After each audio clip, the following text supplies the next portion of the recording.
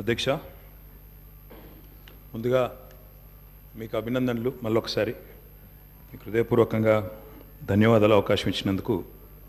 అధ్యక్ష, గవర్నర్ ప్రసంగంలో ఒక మాట అన్నారు, మేము నిర్మాణాత్మకమైన సూచనలకు బేసిజాలు లేకుండా స్వీకరిస్తాము, మా ప్రభుత్వం సాకల్యంగా అన్ని చర్చించడానికి సిద్ధంగా ఉందన్నారు. అధ్యక్ష, మరి ఈ హౌస్లో అధికార పక్షం 64 మంది ఉంటే మేము ఇక్కడ 39 మంది ఉన్నాం, మజ్లిస్ సభ్యులు 7 ఉన్నారు, బీజేపీ వాళ్ళు 8 ఉన్నారు, అదేవిధంగా సిపిఐ వారు ఉన్నారు.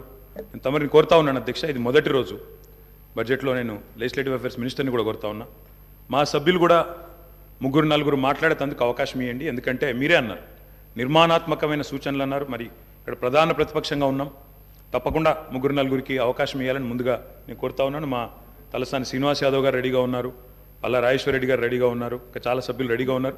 దయచేసి అవకాశం ఇవ్వాలని నేను కోరుతా ఉన్నాను. అధ్యక్ష, మేము ఆశించింది ఒకటి అధ్యక్ష, నిన్న గవర్నర్ ప్రసంగం నుంచి, కానీ అక్కడ వారు నిన్న విన్నది ఒకటి అధ్యక్ష. గవర్నర్ ప్రసంగం పూర్తిగా అసత్యాలు, అభూత కల్పనలు, తప్పుల తడక అని చెప్పడానికి నేను బాధపడతా ఉన్నా. ఇట్లాంటి గవర్నర్ ప్రసంగం వినడానికి ఒక సభ్యుడిగా సిగ్గుపడతా ఉన్నా అధ్యక్ష. ఎందుకంటే ఇంత దారుణమైన అపసవ్యపు ప్రసంగం ఇదివరకు రాష్ట్ర శాసనసభ చరిత్రలో రెండు కూడా విని ఉండవు అధ్యక్ష. ఒక్క మాటలో చెప్పాలంటే అధ్యక్ష, 1000 ఎలుకలు తిన్న పిల్లి కదా తీర్థయాత్రలకు బయలుదేరినట్టు చేయాల్సిన దారుణం అంతా చేసి, ఘాతకాలని చేసి, చాలా అద్భుతమైన ఉపన్యాసం కేవలం 10 సంవత్సరాలు ప్రభుత్వం నడిపిన వాళ్ళ మీద నెపాన్ని నెట్టే ప్రయత్నం ఏదైతే కాంగ్రెస్ ప్రభుత్వం చేసిందో అధ్యక్ష, దీన్ని నేను పూర్తి స్థాయిలో తూర్పారబడుతున్నాను, తప్పుపడతా ఉన్నాను అధ్యక్ష.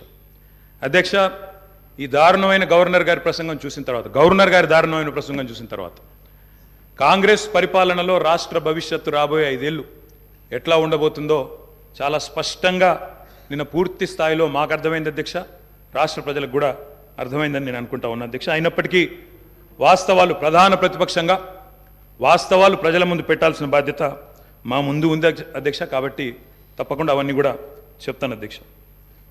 అధ్యక్ష, మా జగిత్యాలకు సంబంధించిన కవి గారు అలిశెట్టి ప్రభాకర్ గారు ఒక మాట అన్నారు అధ్యక్ష. ఒక నక్క, ఇది ఆయన కవితను కోట్ చేస్తున్నాను అధ్యక్ష, ఒక నక్క ప్రమాణ స్వీకారం చేసిందట ఇంకెవరిని మోసగించనండి, ఒక పులి పశ్చాత్తాపం ప్రకటించిందట తోటి జంతువుల్ని సంహరించినందుకు. అట్లా ఉంది అధ్యక్ష. ఒక మాటలో చెప్పాలంటే ఈ గవర్నర్ గారి ప్రసంగం అదే రకంగా అనిపించింది తప్ప అందులో అసత్యాలు, సత్యదూరమైన మాటలు తప్ప వాస్తవాలు మాత్రం ఒక్కటి కూడా లేదు అధ్యక్ష.